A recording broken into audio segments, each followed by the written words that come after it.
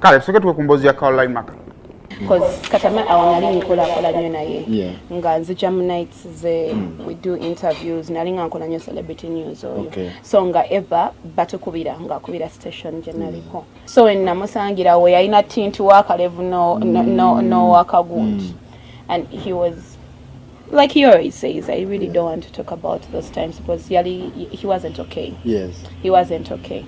And he was going through his own dark moments. Yeah. And actually, I'm going to dating anangamba, but you know you can do something because yali amanyi story yange because already yeah, that is how we became close because he was used to not everyone, but most of the people around him abali gamanti bamuyamba mwalimu abamu abali genuine naye of course abasinga babera kumpi naye because alikama olire babera kumpi naye because balina kye bamugatako always nzinalinga sogera ku bintu byakatama mpaka ye kenyini we yavaayo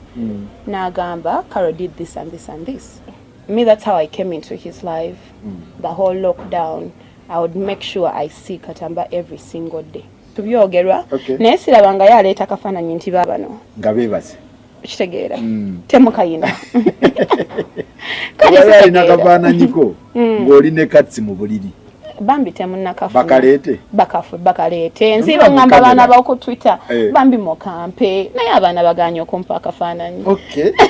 nze amawulire gansanga Jinja bankubira actually waliwo yasooka okunkubira ekiri e Kampala okimanyi nti kiki what happened kyomuzindaalo eri chemwekoze nimbaga twakoze eki mu Queen of the Mic kyakyo hagazifuse haga we wololo nimagamba wanji ngenda okudde Kampala nga sina wenywera mazzi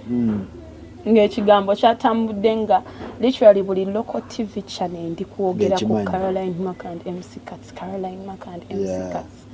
ningamba okay my depression starts I think around that time. Mami wanga alwala because amawulire nga teri TV mu Uganda gyoteekako nga tebiriiko o opening esimu yo ba blogger bye baliko amawulire buli omu kyayogerako you understand ne boogera kino ne boogera kino eno nga there is no control. I would literally move in Kampala nga byemboze eriko everybody around me so the depression nekakwata kati awo around I think end of the year because we atandika around my birthday, that was in March. Nebigena Maso Katz's birthday, so end of the year, I break up with my partner.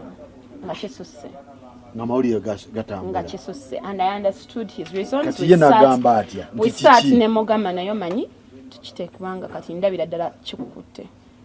Kate yebimukwatira ko omunnyonnyolite. No,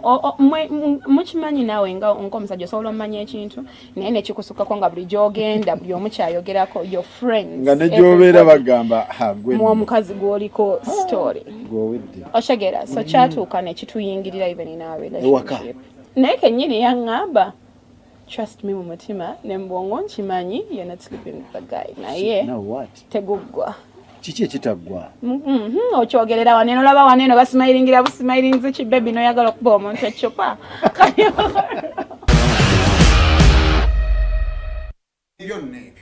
tubirekawo ndowooza buli omu asooka kyapiikingamu